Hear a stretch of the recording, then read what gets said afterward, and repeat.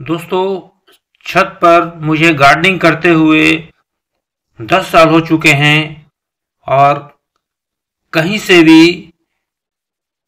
छत पर किसी तरह का नुकसान देखने को अभी तक नहीं मिला है। किसी तरह की कमरों में लीकेज भी नहीं पाई गई है। इसके पीछे कारण यह है कि हमने छत बनाते समय और छत बनाने के बाद जब हम गार्डनिंग कर रहे हैं उस समय हमने कुछ बातों का विशेष ध्यान रखा है। वो बातें आज आपको मैं बताने जा रहा हूँ। छत पर गार्डनिंग करते समय एक खास बात का ध्यान रखना होता है कि छत पर पानी न बिखरे।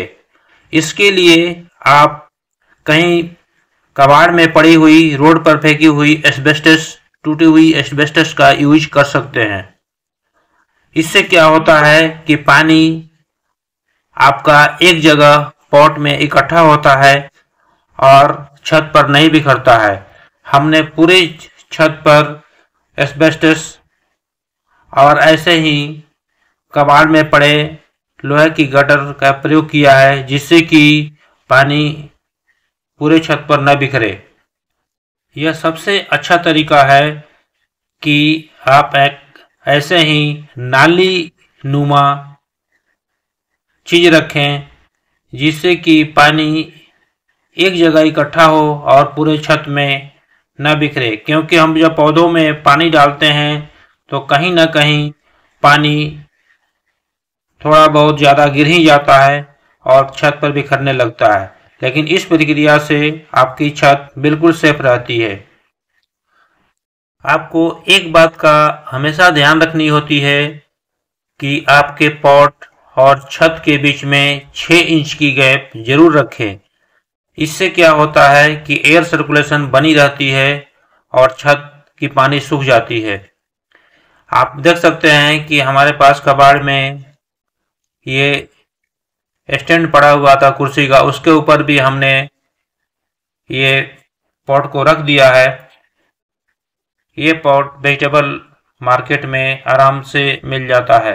इसके नीचे हमने प्लास्टिक लगाकर एक होल भी कर लिया है, जिससे कि पानी एक जगह नीचे पॉट में इकट्ठा हो।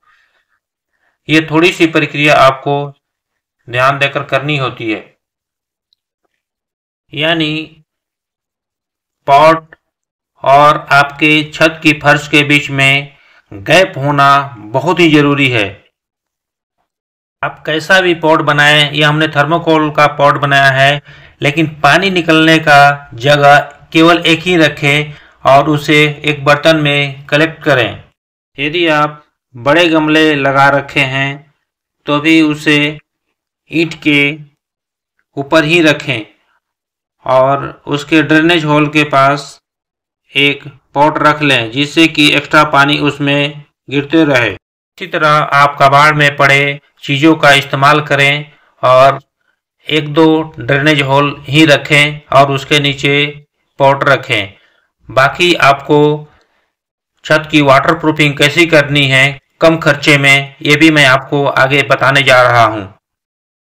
यदि आपकी छत पुरानी है तो वाटर प्रूफिंग करने से पहले लेंटर के ऊपर के सारे सीमेंटेड वर्क को हटा लें और मलबे को अच्छी तरह से साफ कर लें।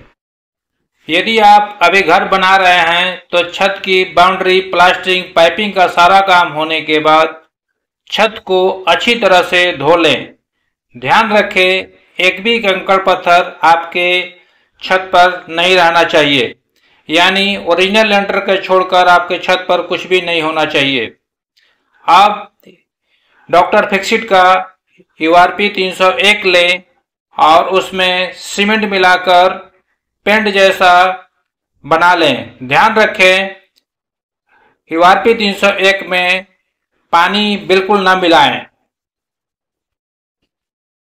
अब इस तैयार लिक्विड से पूरे छत पर एक ब्रश के माध्यम से वर्टिकल दिशा में पेंट कर लें। 12 घंटे बाद आपने जिस दिशा में पेंट किया था उसकी उल्टी दिशा यानी हॉरिजॉन्टल दिशा में पेंट कर लें। आपकी वाटर प्रूफिंग हो गई। यदि आपके छत पर आना जाना नहीं है तो ऐसे भी छोड़ सकते हैं। यदि छत पर आना जाना है तो मिट्टी की एक लेयर बिछाकर उसके ऊपर सीमेंटेड प्लास्टरिंग कर लें।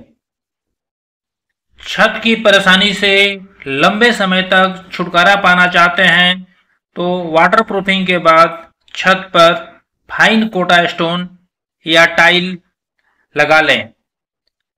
छत की जो अंदर की दीवारें हैं उस पर एपेक्स से पेंट कराएं। एपेक्स भी एक पॉलिथीन की पतली लेयर चढ़ा देता है। Thank you for watching.